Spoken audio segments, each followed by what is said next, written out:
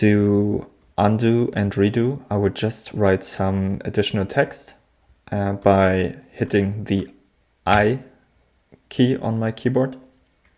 And I would just call it cat5 in order to move on with this beautiful pattern we just see right now. So if I want to undo the whole thing, we press again the escape button in order to leave the editing mode or the insert mode.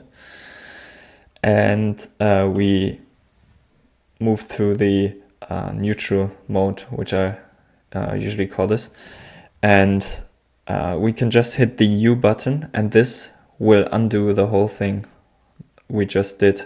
And you will see cat5 will disappear.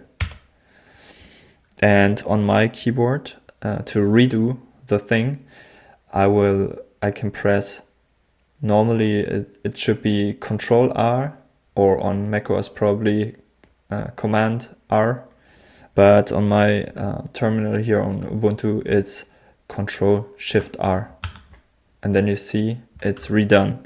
And I can do it again, hit U, undo, and so on and so forth, and so on and so forth. So we will see it's actually pretty simple.